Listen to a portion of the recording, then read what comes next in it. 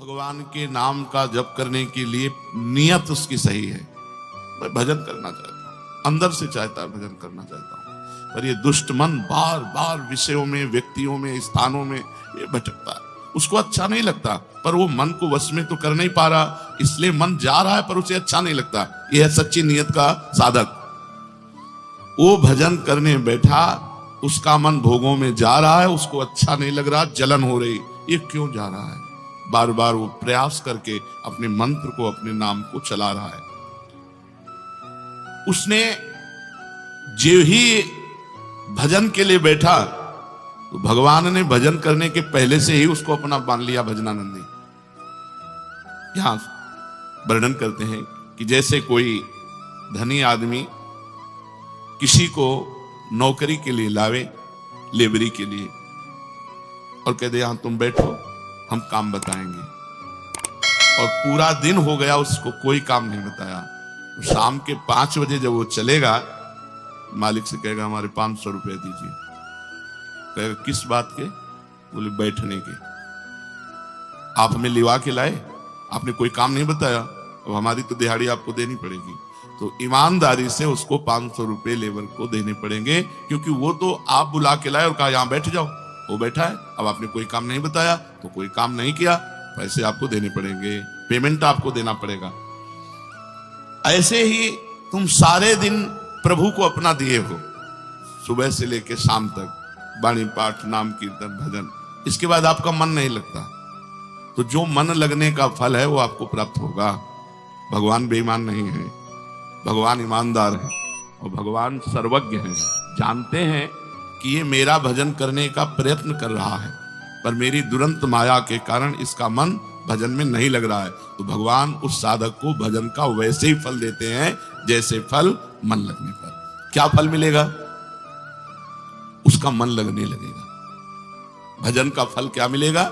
उसका मन लगने लगेगा। पहला, ईश्वर अनुग्रह, ये अनुभव होगा उसको, मेरे ऊपर भगवान की बड़ी कृपा है, मेरे ऊपर भगवान की बड़ी कृपा है, श्री जी की बड़ी कृपा है, ये बार बार अनुभव होगा। भगवद अनुग्रह अनुभव पहला। और दूसरा फल क्या होगा? भगवान की सत्ता में अपने को लीन देखना, ये फल मिलेगा। जो ईमानदारी से भजन करने में बैठता है पर मन नहीं लगता, तो मन ना लगने पर भी उसे कुछ दिनों बाद ये अनुभव होने लगेगा कि श्री जी की हमारे ऊपर बड़ी कृपा है, और फिर श्री जी की मधुर महामंगलमय रूप में वो लीन होने लगेगा, अपने आप मन उसमें लगने लगेगा। इसमें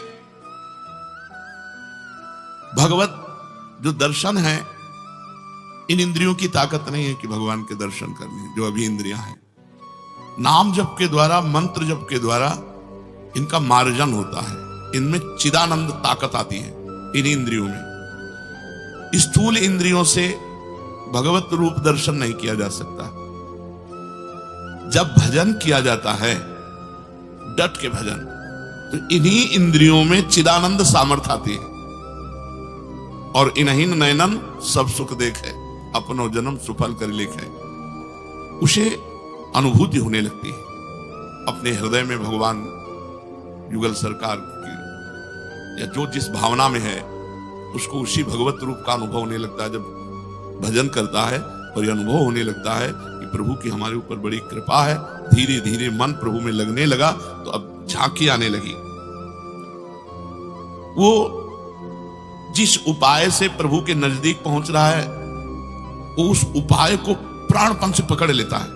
उसको समझ में आया ना, इससे फायदा मिला, इससे हमें आनंद मिल रहा है, जैसे नाम जप, मंत्र जप, और उसको संसार से बैराग हो रहा है, प्रभु में अनुराग हो रहा है, कुछ अच्छा नहीं, वो समझ गया दवा काम कर रही। अब वो इतनी आसक्ति कर लेता है नाम में कि जैसे कहीं हमने देखा कि गुरु जी को बात करने का, तो बड़ी रफ्तार से चल, तो क्या पहले नहीं चालू था? क्या नहीं, पहले मानसिक चालू था। देखा बात कर रहे हैं कि छूट न जाए, तो उपांशु में फौरन उपांशु में आ गए। सिद्ध महापुरुष भी तद विस्मरणेन परम व्याकुलते थे। प्रभु का विस्मरण होने की भावना मात्र में इतनी व्याकुलता पैदा होती है, आप समझ नहीं सकते। एक अंदर विशेष प्रकार का कष्ट होता है, क्यों छूट गया, ये क्यों रुक गया, मैं क्यों इतने मिनट खाली रहा। मंत्र चल रहा है, लेकिन ठीक अनुभव नहीं हो रहा तो भी उससे संतोष नहीं हो रहा। वही आंखों में दिखना चाहिए, कानों में सुनना चाहिए, वही हृदय में चलना चाहिए। ये आसक्ति, ये फल मिलेगा बैठने मात्र का। मन नहीं लगता, आप बैठते रहिए, एक दिन आपको ये फल मिलेगा कि हमारे ऊपर प्रभु की बड़ी कृपा है और आप मंत्र में, नाम में तल्लीन होने लगेंगे। जिस सामर्थ्य से उसकी स्थिति ये पहुंची है उसमें उसकी आसक्ति हो जाती है।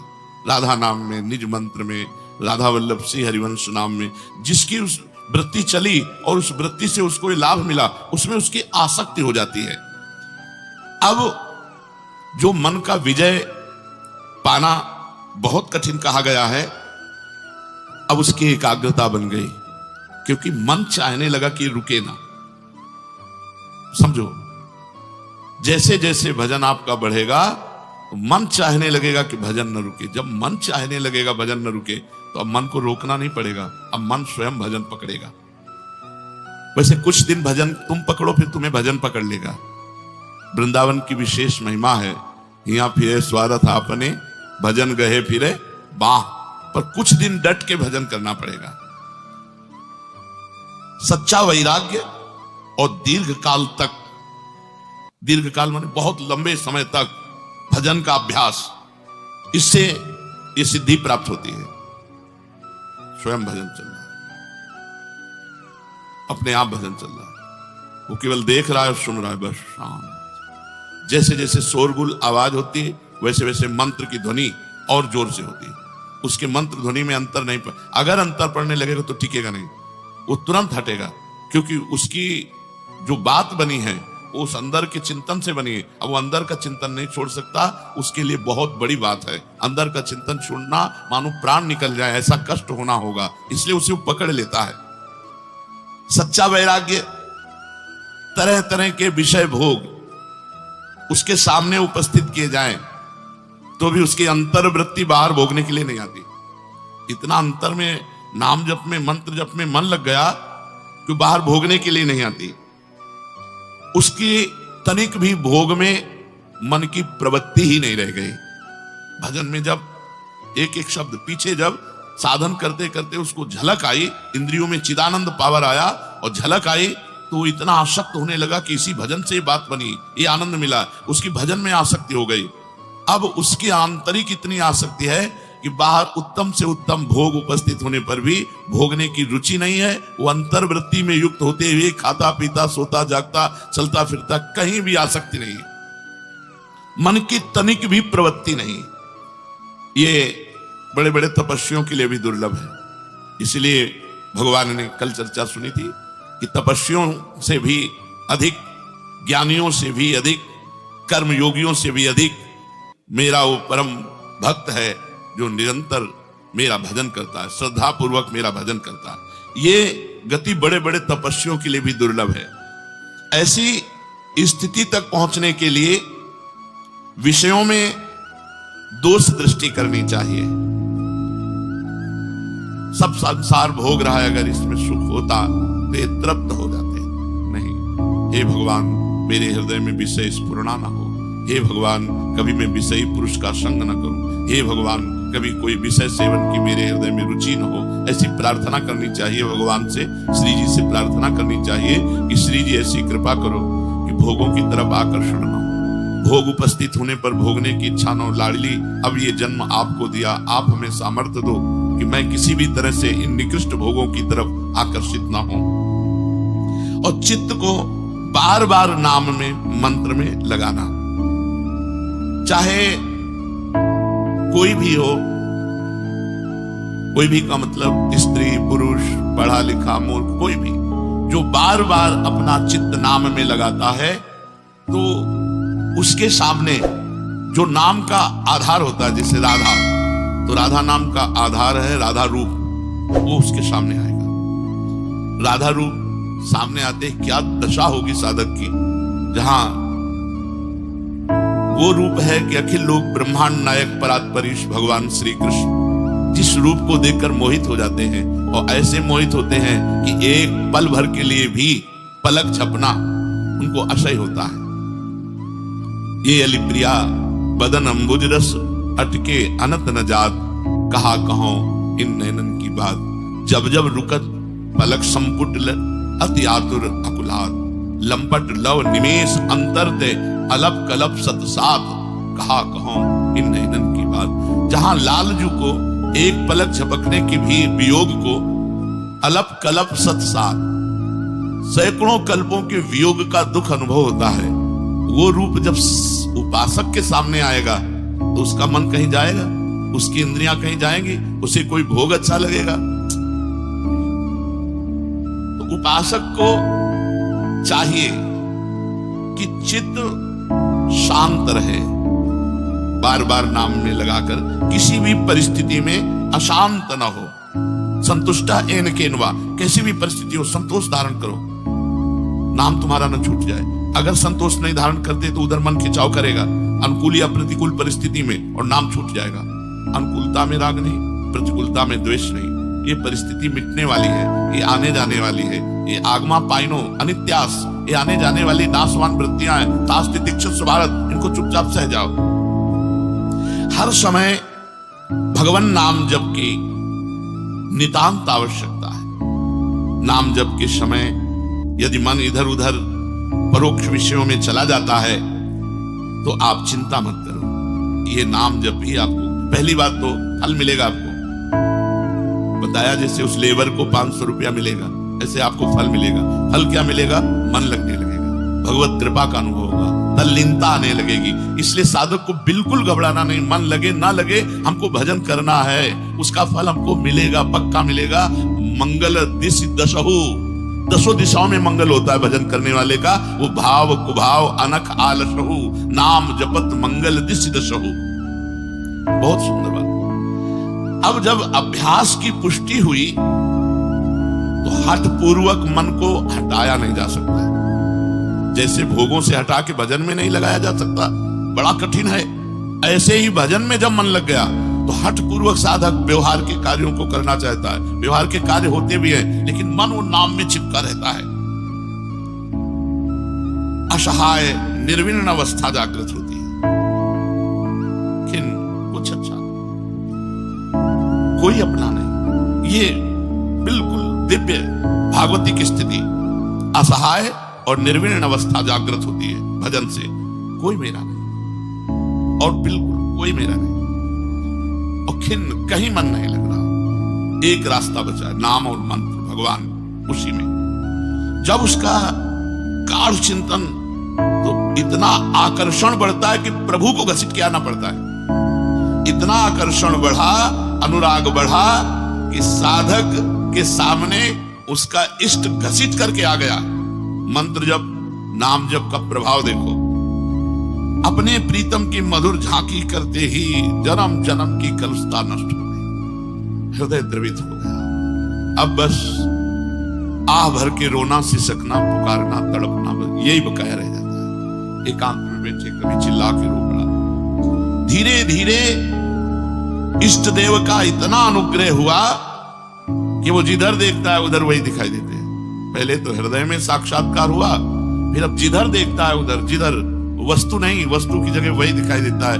जिसे गोपीजन कहती, जित देखूं तित श्याममयी है। मैं जिधर देखती हूं उधर मेरे श्याम सुंदर ही दिखाई देते हैं। यहां तक पहुंचने के लिए साधक को साधना की सीढ़ियों से चढ़ना होता है, उसे अपने चिंतन को बचाना होता है।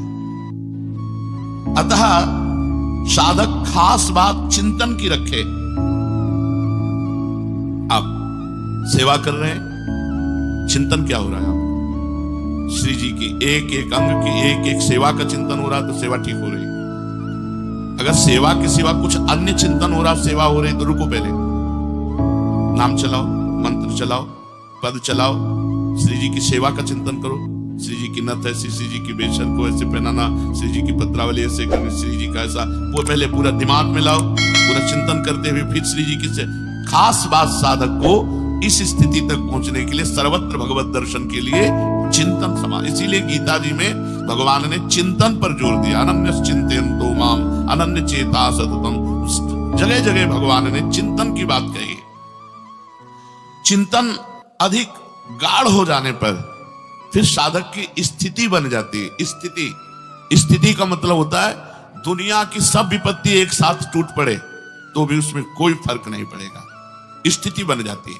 तो पहला, यदि हम भजन में बैठे हैं, हमारा मन भजन में नहीं लग रहा है, तो हमें परेशान नहीं होना, हमारे भजन की बाद में जो पेमेंट है वो मिलेगी। मालिक ईमानदार है और सर्वज्ञ है, वो जान रहा है कि मेरे भजन के लिए बैठा है। भरोसा दृढ़ रखो, भगवान की कृपा तुम्हारे ऊपर है। हरिवंश कृपा, हरिवंश कहें, हरिवंश कहें, हरिवंश लाएं। अगर कृपा ना होती तो तुम राधा नहीं बोल सकते, तुम कृष्ण नहीं बोल सकते, तुम हरि नहीं बोल सकते। अगर कृपा है तो आप भजन के मार्ग में आए हो, भजन मार्ग में चल रहे हो। खूब हर समय अनुभव करो हम पर कृपा है। ये जितना अनुभव करोगे हम पर कृपा है, उतना ही आपका मन प्रभु में लगने लगे। हम पर प्रभु की बहुत कृपा है, बहुत कृपा है। धाम वास हो रहा है, भगवत चिंतन हो रहा है, भगवान। हाँ, कल एक ने कहा, दंडवत करके कहा कि अगर गलती हो जाए तो प्रसन्न रहना चाहिए साधक को। उनका नहीं बोले भगवान की तो गलत गलत गलत मार्ग है। गुण तुम्हार समुझे निज दोषा, जेहि सब भांति तुम्हार भरोसा। गुण है तो मेरे गुरुदेव का है, मेरे श्री जी का है। अगर दोष है तो मेरा है, गलती हुई मेरे से, मुझे पश्चाताप करना चाहिए, मुझे जलना चाहिए, मुझे इष्ट गुरुदेव के सम्मुख प्रार्थना करनी चाहिए। प्रभु आपके भजन मार्ग में चलते हुए आप तो सर्वज्ञ हैं, देखो हमारे द्वारा ये गलती हो रही नाथ, असही है, कब तक ये गंदगी बनी रहेगी। आपका कहलाकर कहां प्रभु माथा रगड़ रहा हूं, कहां नीच विषयों की तरफ जा रहा हूं। नाथ आप कृपा करो। गुण तुम्हार समुझे निज दोषा। हर परिस्थिति में, प्रतिकूल अनुकूल, मान अपमान, लाभ हानि में, इन द्वंद्वों में प्रसन्न रहना चाहिए, ना कि अपनी गलती करके प्रसन्न रहना चाहिए। अगर हम गलती को प्रसन्नता में ले जाते हैं तो फिर वो गलती कभी छूटेगी ही नहीं, क्योंकि हम गलती में राजी हो गए। हमें गलती में राजी नहीं होना। भजन मार्ग में चलते हुए हमको ये सावधानी रखनी है कि यदि हमसे कोई गलती होती है तो हमको जलना चाहिए, हमारे अंदर जलन होनी चाहिए, हमारे अंदर दुख होना चाहिए, प्रभु से विनय होनी चाहिए, हाय हाय मच जाना चाहिए, असहनीय हो जाना चाहिए वो गलती, तो वो गलती दोबारा फिर हमसे नहीं होगी। अब दूसरी बात बता रहे हैं मैया सक्त मना के लिए। जब हम भगवान के लिए भजन करने के लिए बैठे तो ये विचार करें कि भगवान सब जगह हैं तो यहां भी हैं, जहां मैं भजन कर रहा हूं यहां भगवान है, सब जगह हैं तो यहां भी हैं। क्योंकि अगर यहां नहीं है तो ये शास्त्र सिद्धांत गलत हो जाता है कि हरि सर्वत्र है, कण कण में है। वासुदेवा सर्वमिति, सब जगह भगवान वासुदेव है। सर्वम खलविदम ब्रह्म, सब जगह ब्रह्म है। ईशावास्यविदम सर्वम यत् किंच जगत्याम जगत, कोई कण नहीं जहां ईश्वर न हो, ऐसा उपनिषद कहते हैं। तो जहां मैं बैठा हूं भजन कर रहा हूं मेरे भगवान यही हैं, सर्वत्र हैं तो यहां भी हैं। जब भजन करने के लिए बैठे तो ये विचार करें, भगवान सब समय में है तो इस समय में भी है, यहां है इसी समय है। अगर इस समय नहीं तो भगवान सब समय में है ये कहना नहीं बनता। भगवान सब में है तो मेरे अंदर भी बैठे, सब जगह है, सब समय है और सब में है तो भगवान मेरे हृदय में भी बैठे हैं। भगवान सब में है, अगर मेरे हृदय में नहीं है तो ये बात सिद्ध नहीं होगी। सिद्ध तभी होगी जब सब में है तो मेरे हृदय में भी है। भगवान सबके हैं ये कहना तभी सिद्ध होता है जब भगवान मेरे भी हैं। उपासक इस बात को ध्यान दे, जब भजन में बैठे तो भगवान यहां हैं, इसी समय हैं, मेरे हैं, वो मेरे हृदय में हैं, वो मेरे भजन को देख रहे हैं। मन लगे न लगे ये आप जानो, आपके भजन के लिए हम बैठे हैं। अब कोई भी देश काल वस्तु व्यक्ति परिस्थिति घटना क्रिया उसके चिंतन में स्फुरित हो, इसमें भी भगवान है, इसमें भी भगवान है। क्योंकि भगवान से रहित कोई घटना, कोई परिस्थिति, कोई वस्तु, कोई क्रिया, कोई स्थान हो ही नहीं सकता, क्योंकि भगवान सब में है, सब समय में है, सर्वत्र है। अब जब उनमें भगवान देखोगे तो विक्षेप नाम की चीज नहीं रह जाएगी। इसलिए भगवान नाम जप करते हुए प्राण में, मन में, बुद्धि में, शरीर के रोम रोम में, जगत के कण कण में मेरा इष्ट विराजमान है। चिद चिद लक्षणम सर्वम राधा कृष्णमयम जगत, ऐसी भावना करके बैठो, पूरा का पूरा समय आपका दिव्य भजन माना जाएगा। ये तो भगवान ने कहा मैयासक्त मना, मेरे में आसक्त मन वाला। भगवान के आसक्त मन वाला हो और आश्रय किसी और का लिए हो, हमारा कोई आश्रयदाता कोई और हो तो भी बात पूरी नहीं बैठेगी। इसलिए भगवान ने कहा मदाश्रया, मेरे ही आश्रित हो, जिसको केवल मेरी ही आशा है, मेरा ही भरोसा है, मेरा ही सहारा है, मेरा ही विश्वास है।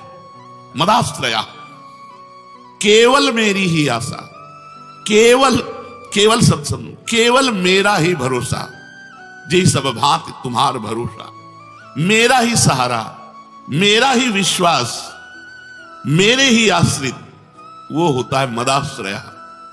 हमारा भरण पोषण भगवान से होता है, हमारा जीवन भगवान के लिए है, हमारे स्वामी भगवान है। हमारा कोई व्यक्ति नहीं हो सकता, कोई फोन नंबर नहीं हो सकता, किसी भी तरह का अन्य आश्रय नहीं। हमारा जीवन केवल भगवद आश्रित, जो भी हो, महलों में राखे चाहे झोपड़ी में वास दे, इसके लिए बाबा जी नहीं बने कि सुविधा दो तो हे भगवान हम आपके, नहीं, असुविधाओं की ठोकर खाते हुए भी आपकी पूरी जीवन भर जय बोलिए, तो अंत में थोड़ी अन्य आश्रय ले लेंगे, अंत में तो आपका ही आश्रय रहेगा। मदाश्रया, इसको बात समझ लो। अन्य आश्रय हो तो उसे भगवान के भाव में बदल दो। मेरे भगवान मेरे माता पिता के रूप में मेरा भरण पोषण कर रहे हैं, मेरे भगवान मेरे रिश्तेदार के रूप में आकर मेरा भरण पोषण कर रहे हैं, मेरे भगवान इस रूप में आकर मेरा भरण, लेकिन भरोसा भगवान का, ना तो माता पिता का, ना रिश्ते नातों का, मेरे भगवान इस रूप में मेरा भरण पोषण कर रहे हैं। अपना भरोसा केवल अपने इष्ट पे हो तो दो बातें, मैयासक्त मना, भगवान में मन हमारा आसक्त हो और भगवान के ही हम भरोसे हो, तो भगवान कह रहे तब वो मेरे को पूर्ण रूप से जान पाएगा। संसार में आश्रय बहुत जल्दी ले लेते हैं, धन का, संपत्ति का, वैभव का, विद्या का, बुद्धि का, योग्यता का, कुटुंब का, मित्र का, ये सब नाशवान है, इसका आश्रय सब लिए हुए है।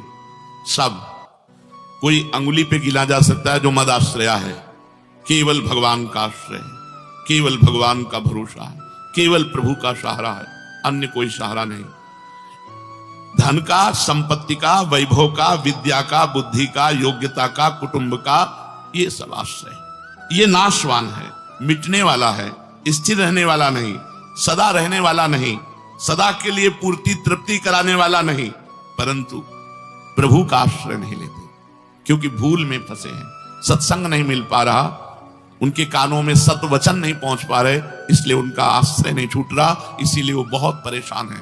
क्योंकि विनाशी है वो और विषम है वो, विषम विनाशी और दुख, तो अशांत चित्त में सुख की कहाँ स्फूर्ति होती है। वो बड़े चिंताग्रस्त रहते हैं, नेगेटिव बातें, नाना प्रकार की, वो बहुत ज्यादा सोचने वाली बातें, और बहुत लोग तो डिप्रेशन में बहुत परेशान, और बहुत जो अभी अपने को सुखी मानने वाले परिणाम में दुख भोगेंगे कि हम तो बड़े सुखी, हमारे लड़का बढ़िया अच्छे हैं, हमें नौकरी बढ़िया मिली हुई है, बड़ा रुपया पैसा, तुम मरोगे नहीं क्या? और ये परलोक जाएगा नहीं तो अशांति तो होगी। एकमात्र भगवान का आश्रय, किसी अन्य वस्तु, व्यक्ति, स्थान, किसी भी का आश्रय ना हृदय में हो, और गाढ़ चिंतन भगवान का नाम का, भगवान के मंत्र का, तो वो रूप की झांकी, रूप की झांकी के दर्शन का मतलब है वही छप जाना।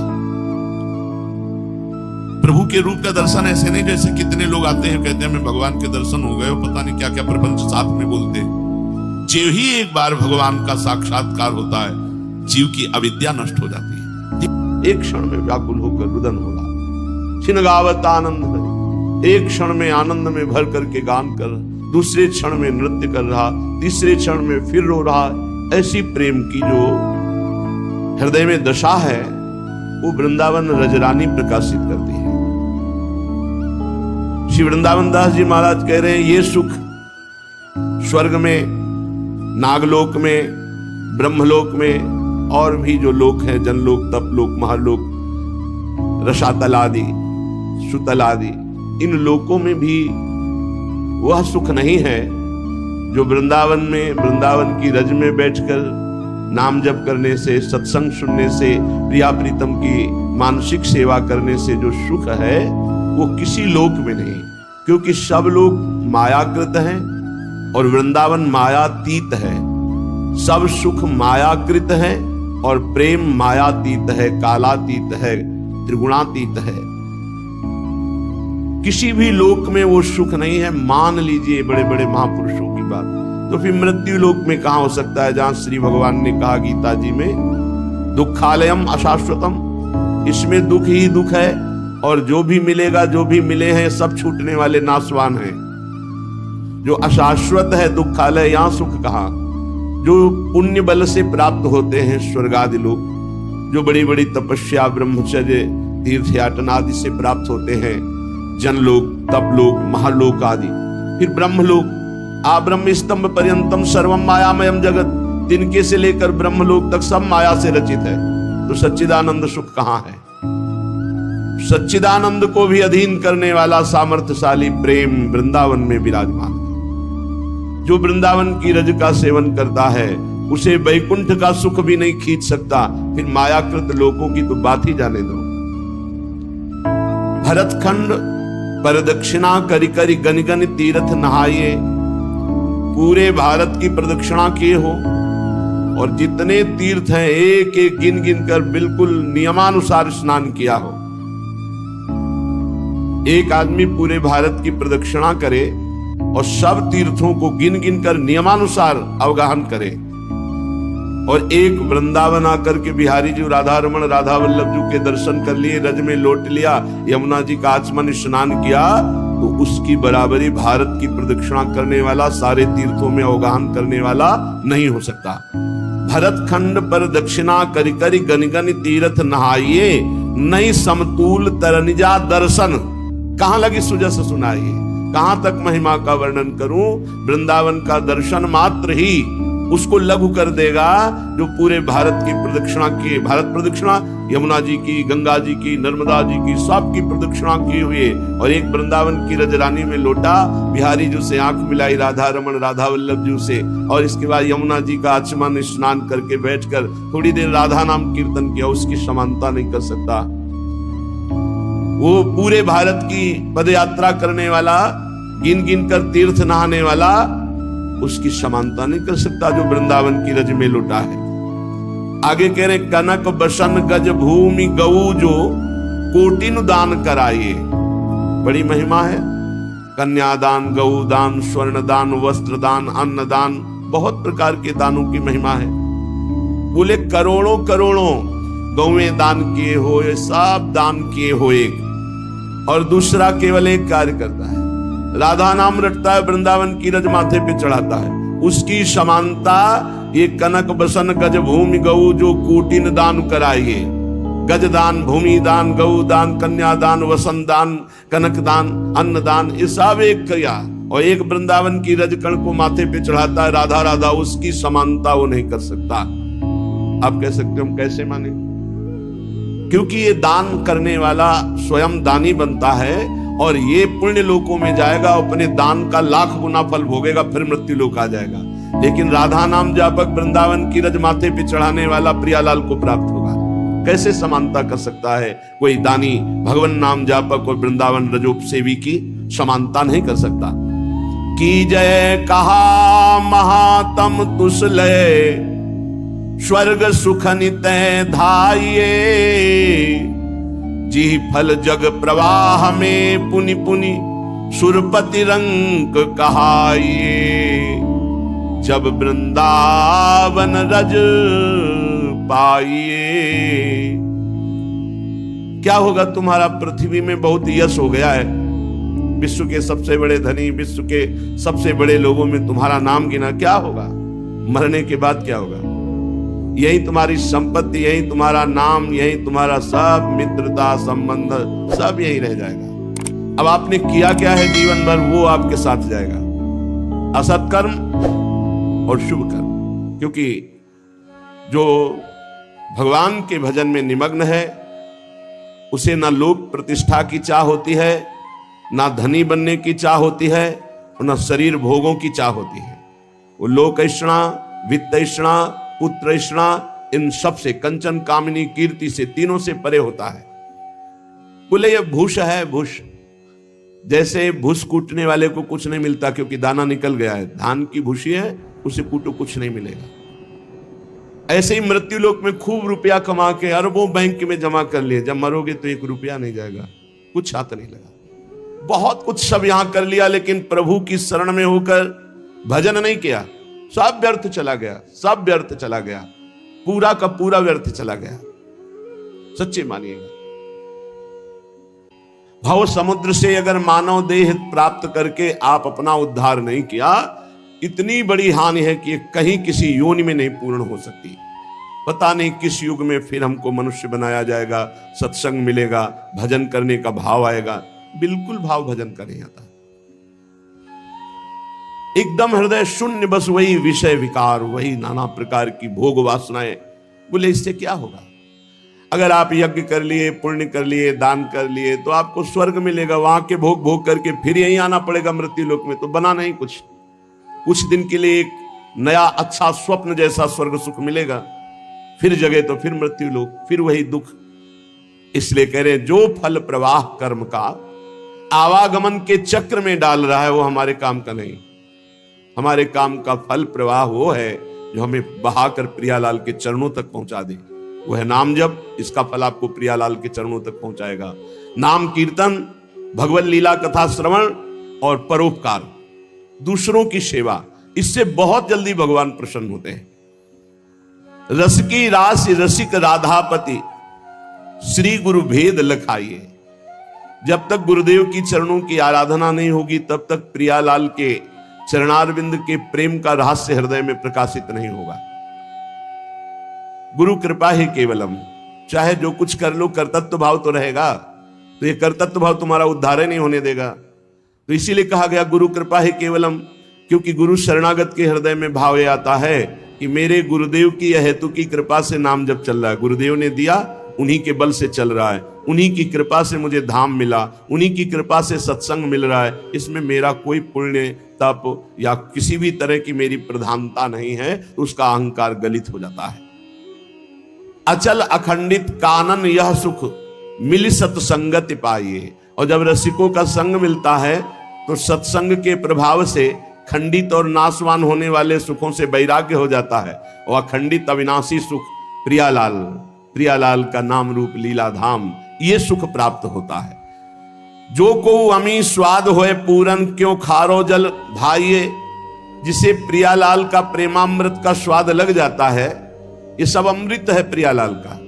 नामामृत, लीलामृत, रूपामृत, धामामृत, चरणामृत, उच्छिष्टामृत, सब कुछ अमृत है। और यहां सब मृत है माया के द्वारा, इसका नाम ही मृत्यु लोक है। तो बोले जिसे अमृत का स्वाद लग गया प्रियालाल के नाम रूप लीला धाम का, उसे संसार का खारा जल क्यों अच्छा लगेगा। वृंदावन हित रूप धाम रस यूं लहि सबहि बिहाइए। बस धाम का आश्रय ले लो, सब आश्रयों का त्याग कर दो। अगर पकड़ पाओ बात तो हमारे हृदय की बात आप पकड़ लीजिए।